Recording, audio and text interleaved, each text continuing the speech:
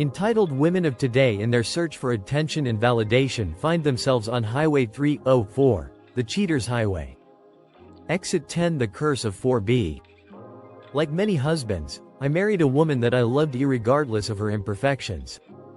Unlike some men, I knew of her imperfections, and the problems that they could present in the future. When we were young college kids, we were both liberal, but as I aged, my beliefs became more conservative. Especially since I became a small business owner. Government can destroy businesses quickly. One small policy change 12 years ago had almost bankrupted us. To me it was obvious that the country was in trouble, and the troublemakers had been changed for 12 of the last 16 years. As I noted above, 12 years ago, regulations from Uncle Sam nearly put me out of business.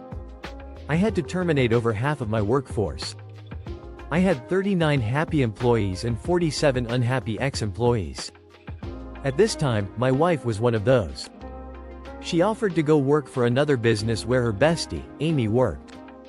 She wanted to allow me a spot for a more needed employee to work for us, and did not want people to see that I let good people go while she worked as a figurehead employee. For the first several years, it was fine. The upscale company was owned and operated by a husband and wife. It was a small retail operation with 3 locations around our area. The family atmosphere was friendly and lively. I was welcomed to join in their company activities where I got to know the staff and their spouses. The original group was the owner and his wife, conservative, 2 store managers and husbands, a slightly left-leaning woman, a decade younger than us, 2 liberal divorcees with long-term boyfriends, and a few 20-something recent liberal college graduates. This original group tended to stay away from politics. We had fun at these get-togethers. 3 years later, after a health scare, my wife's boss decided to sell the businesses. He sold the business to a local wealthy family for their son to operate. He didn't have any real experience in business, but it kept him away from daddy's businesses. As with a lot of wealthy white kids that never knew any struggles in life, the new owner was a liberal with white guilt. He started almost immediately replaces tried and true employees with new diversity hires. He was checking all the boxes irregardless of qualifications. Not to be sounding racist, but his conservative customer base didn't mind being served by people of different races, but when these new employees looked straight out of the hood, or with multicolored hair, the sales began to fall. Not to mention that theft became an issue. My wife was the store's best salesperson. She took pride in being the sales leader until the new boss sent her to supervise the warehouse. She was furious when it happened, but it was a godsend. The lockdown came, and with it, the stores weren't open for business, but the online sales continued to do well, so she was in the warehouse daily filling orders and shipping them out. When the lockdown was over, the conservative employees like Amy didn't come back to work. They had found other employment, and they didn't like what the place had become. So, new employees were hired, and of course, he hired new management from a very liberal, man-hating socialist feminazis bias. The idiot couldn't understand that the people he hired didn't like him because he was the rich white man, and were using his white guilt against him. My wife complained about them at first, but after spending time with them, she began to tell me, "They're not that bad." I watched her change slowly over the next year. We had small fights, which we hadn't had before, when I called her out for any disrespect or feminazi bullcrap that she pushed on me. I'm not sure what made her think that I would take that from her. A marriage is about trust and respect for each other. I had gotten ahead in business because I watched trends, and addressed them. I took the same tactic with my wife and her work friends. When we were gathered together with the post-lockdown work associates, I noticed that the wives and single women tended to bash men, especially disrespecting the husbands. I didn't see my wife saying anything about me, but she may have. The new batch of husbands and boyfriends were left-leaning betas. Man buns wearing, vegan, electric car driving boy toys that when their women said jump, they jumped. It's sad. No masculine pride at all. Before every work gathering, my wife asked me to not offend anyone, or get on my soapbox. Yeah, I always end up offending someone. This brings us to a month before the election. My wife's co-supervisor Lisa started a rant about women's biological rights, and how Roe versus Wade needs to be reinstated. How her favorite candidate was going to fix it so the procedure wouldn't be illegal anymore. "It's not illegal," I stated. "Yes, it is," she exclaimed. I explained. "No, it's been returned to each state. Each of the 50 states has its own process for the procedure. Such as our state wants the mother to wait 72 hours before getting a procedure. It's like the 72-hour waiting period for buying a gun." "That's a lie," screamed Lisa. It wasn't a lie.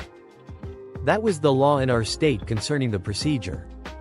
The state didn't want any women to regret having it done, if acting on a whim. Sensing I could push her more, I came back with, "What about the father's rights?" I could see the steam coming off her eyes. "Yeah, if the woman has the right to terminate, shouldn't the father have the right to stop the termination?" The only retort was her body, her choice. I pushed on. In a perfect world, men would rights concerning the procedure as well. It should not be done without the father signing off his paternal rights. She should not be able to end a life because it's inconvenient for her. He should have worn protection. Was said from someone. She should have told him no, and kept her legs closed. I answered. She smirked. He assaults her, I smiled.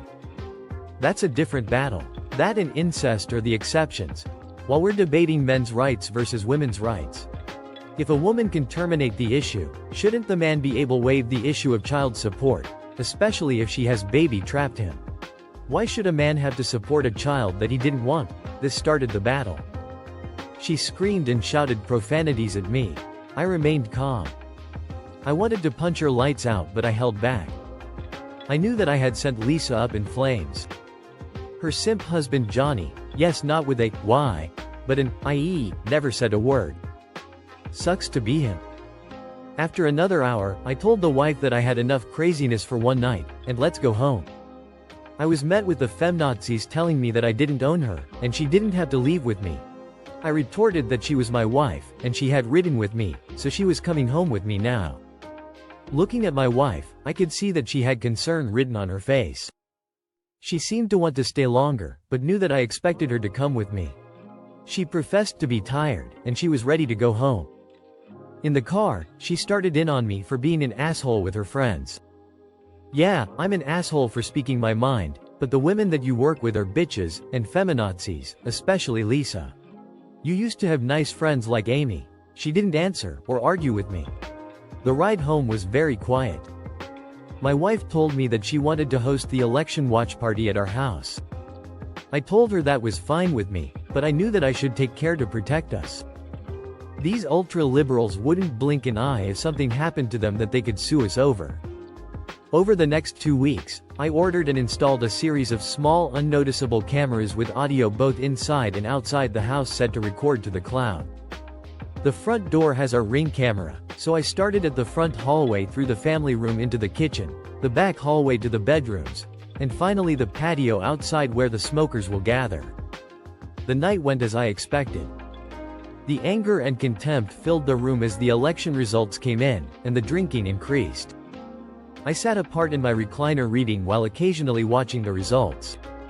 I sipped my ginger ale while I observed my liquor stash being depleted. A sailor would blush at the things that the feminazis spat out about the future president-elect. I looked around the room as I watched Lisa hold court over the other 9 people, including my wife. It was the men's fault that their candidate was losing by a wide margin. I'm sure that the other 4 men voted for the liberal candidate. How women were suffering at the hands of men. How women would never achieve equality now. How maybe women should start withholding sex from men like they did in Korea until the men learned to let women have equality.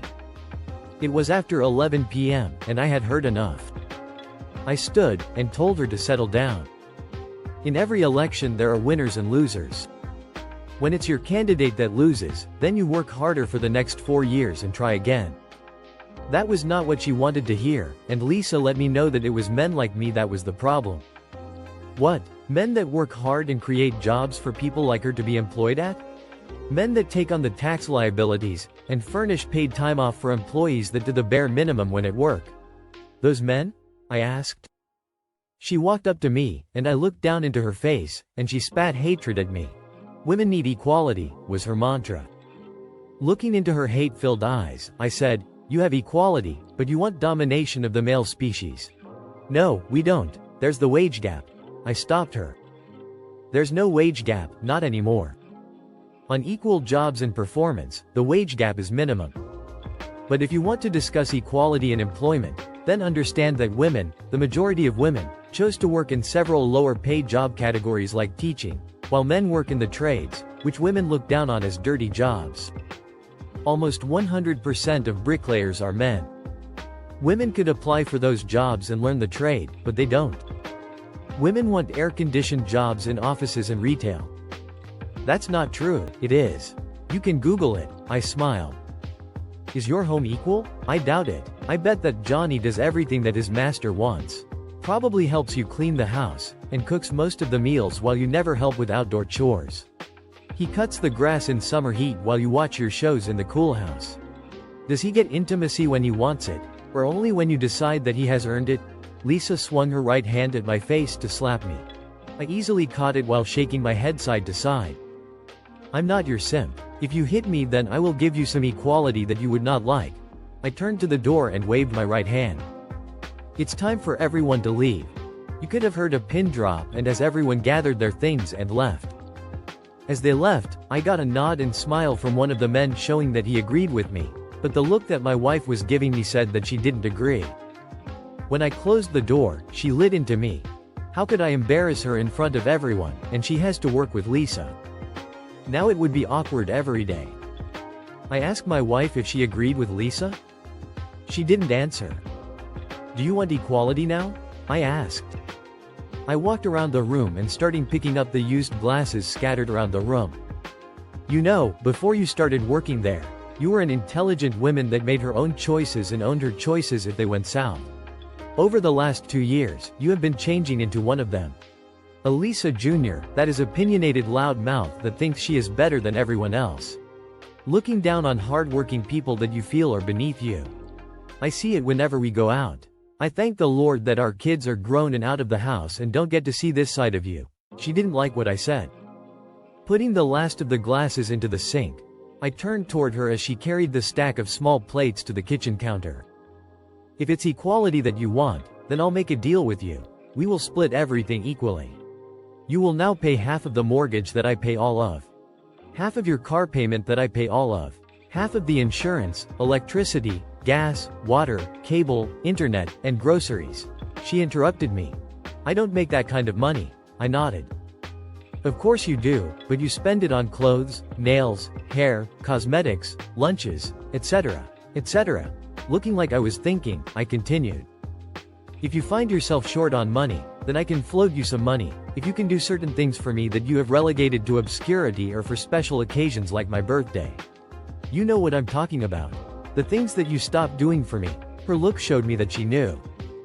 I think she has a bad taste in her mouth. Also, you will do half the lawn mowing and leaf racking, and any other outside chores, and I will help with half the indoor chores like laundry and cleaning, which I already do. I don't mind cooking meals, but you will clean the kitchen and dishes when I do. She stared at me. Do we have an agreement? The wheels were turning in her head, but she didn't say anything. Let's finish cleaning up, and go to bed. I smiled as I said this.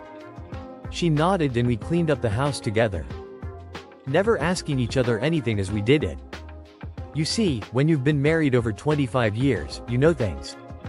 Everything got completed, and neither really did more than the other. I'm an early riser. So by the time my wife got up, I was ready to leave for work, and I had typed up a short document outlining my equality agreement. The agreement outlined what I had said last night along with some other items that I thought of in bed. I even included that she would have to initiate intimacy twice a week, and I would do the same. I didn't plan on doing without, and she needed to initiate some for a change. Honestly, I could remember the last time that I came home to a red scarf over the lamp, and her looking seductive. I missed that. I included that we should possibly see a therapist. This was an attempt to find out why she was changing into a snob and how I should deal with it. Sure, over the years, I had changed, but I like to think at my core, I was the same man. I poured her a cup of coffee when she entered the kitchen. I left you a copy of the equality agreement on the table. You can read it, and modify items if you like before we have it legally written up. The shocked look on her face said a lot. You're not serious? I picked up my jacket. I needed to leave for work. Of course, I am. Think of it like a post-nuptial agreement, that we're addressing issues in our marriage before going forward with it legally. I closed the distance between us, and kissed her on the cheek before heading to the door.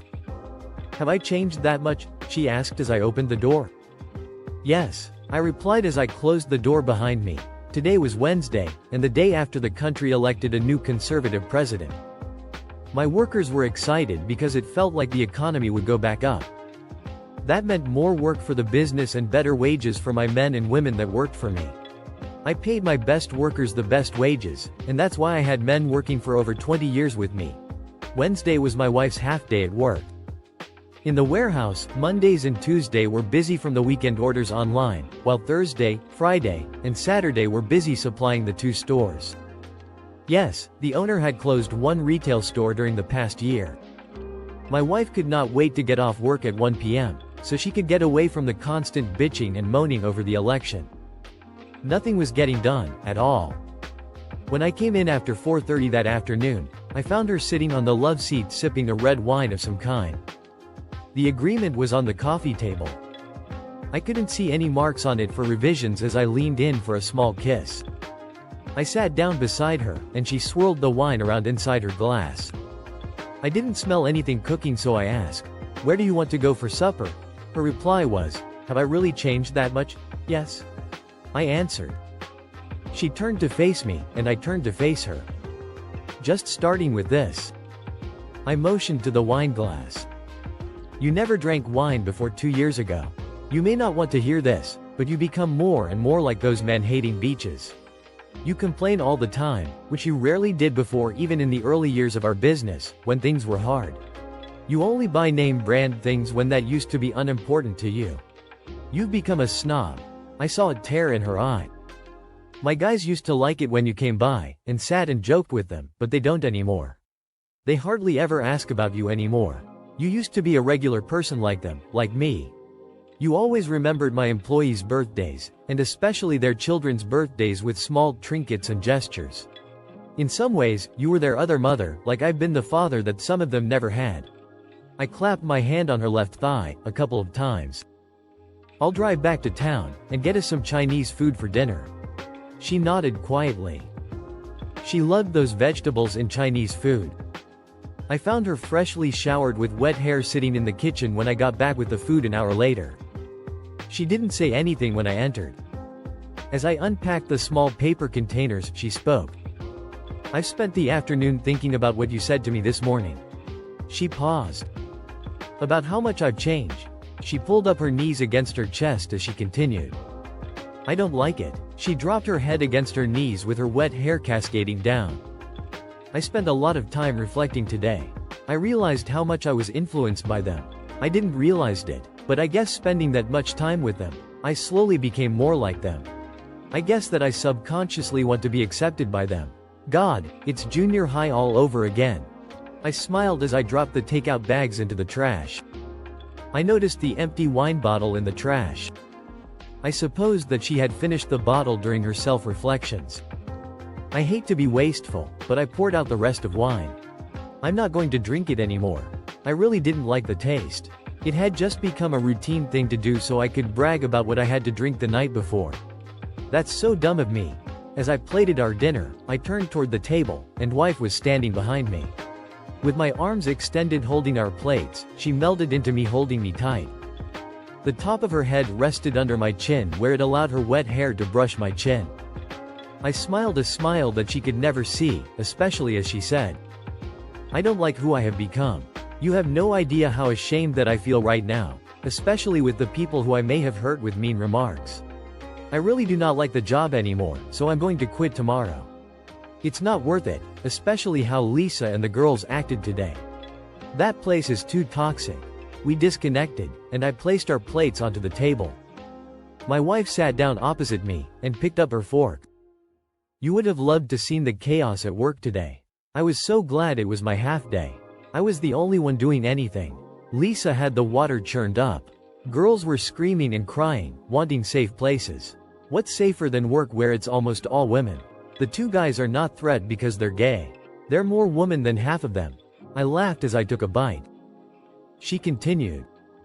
I know that I'm 50, and we grew up in a different time, but these women today are different. Nodding I said, so entitled. They have never wanted for anything in their lives. There were no hard times in their upbringing. No wars, no famine, so nothing but rainbows and unicorns. They don't understand that most of the world does not live like them. Yes, I know. I remember those early years when you were building your business, and we had to collect scrap metal and aluminum cans to buy food some weeks when your clients didn't pay you on time. I felt a smile. Yeah, it was character building for sure. Remember when that lady called the state labor board because I made the boys come to work with me to earn their spending money? With that my wife looked sad. Oh, my, I was becoming that kind of lady, wasn't I? Possibly. I said. Why do you plan on quitting tomorrow? She paused to have a drink. My self-reflection was a hard image to see. I really don't like it. I was manipulated by Lisa, Suzanne, and the others. Over time they bent me to their side, and now that I see it, I am angry about it. As I think about today at work, she continued, it was so stupid. Grown women acting like AJ did that time that you whipped him at Target. She reached across the table with her right hand, and took my left hand into her grasp. As I was leaving, Suzanne came around with a piece of paper wanting me to sign it. It was a handwritten contract for all the women to sign stating that we would be celibate and deny our husbands and boyfriends intimacy until Roe vs. Wade is reinstated. I didn't sign it, and I laughed at them. I told Suzanne that she must not get any good sex, and I clocked out and came home, squeezing her hand. I told her, thank you. Looking into my eyes, she said softly, I love you, and I am so sorry for what I've put you through. Thank you for not telling the kids that their mother has gone crazy. I love you, too. That's why I put up with it as long as I have. Here in our home, you were better when you had been home for a couple of hours. Those first hours were difficult to bear at times. And these last 6 months have been very difficult to deal with. Taking a breath, I stood, and walked over and put my plate by the sink. I thought as I did it. You know, those women need to take a hard look into the mirror before cutting off sex from their men. None of them are better than a 3, maybe a 4 in looks. They're lucky to have any man that may want intimacy from them, so maybe they should have given that more thought. We laughed together, as my wife came to my side and hugged me as she placed her plate on top of mine. She pulled me in tight, and asked if I was ready for dessert. The next day, she went in, and put in her 2-week notice. She came in and did her job that day before. Lisa told her to leave and never come back. Lisa was so angry at her. Yes, my wife did the bulk of the warehouse processes from receiving shipment to stocking, and shipping out orders to customers and merchandise to the 2 stores while Lisa surfed on her phone. I wonder how they will manage without her. In typical fashion, I was the a-hole that made my wife quit her job. We were only invited to one more company friends evening a few weeks after my wife was discharged from the business. I'm sure that was only because the owner quickly learned how much my wife did around there. Products were shipping late, and new inventory wasn't getting check-in properly, and sent to the floor for sale. He offered my wife another $3 per hour to come back, but she declined. I think that he felt that if she hung out with the work group that she would be persuaded to come back to work. We had gotten settled in before Lisa started in on me for making my wife quit her job, but my wife put her in her place. Lisa, my husband didn't make me quit this job, you did. My wife replied with, the stress of working around you is horrible. All you do is bitch and fuss about how men dislike you, and men keep you down. Just so you know, men don't hate you because you're a woman, they hate you because you're a bitch. If looks could kill, my wife would have been slaughtered by Lisa's stare. She continued. I feel sorry for Johnny. Being your husband has to suck. Knowing that every man knows that you're a submissive to a crazy ass, man-hating feminazi. And that goes for the other husbands, as well. Be a man, and grow a pair like my husband. That's when the shite hit the fan. Lisa shoved my wife backward into me, and I kept her from falling. The wife pushed off of me, and sprang into Lisa. The 2 of them fell down into a coffee table which shattered. My wife has 2 older brothers, so she knows how to wrestle, and hold her own. She used her knees to pin Lisa's shoulders to the floor, and open-handed bitch slapped Lisa's face several times with her right hand. Lisa squirmed and tried to push my wife off, but she didn't have the leverage. Lisa, now that I really have your attention, I want you to know that you're a loud-mouthed bully, and it's time that I put you in your place. As my daddy would say, your alligator mouth has written a check that your hummingbird ass can't cash. If you want equality, then it starts with respect, not fear. If a man doesn't have your respect, then he can't give you his respect. If your man lets you cut him off, then he's not a man. I pulled her off Lisa. I think it's time that we go. My wife was angry as I led her outside to my truck. She was fuming as I opened the passenger door for her to get in. Now that her eyes were opened, she couldn't help but to feel the rage that had been building inside her from working with Lisa's laziness and being brainwashed by her. For the last year, I had been on the receiving end of her underlying work frustrations. I opened the door to our house, and stepped aside for her to enter. Her rage seemed more subdued, and she dragged me to our bedroom where she looked at me, a simmering fire in her eyes. You need to show me that you're a man, right now, and make me your woman. As I start to unbutton my shirt, I smile. I can do that. Thank you for watching, so please, like and subscribe.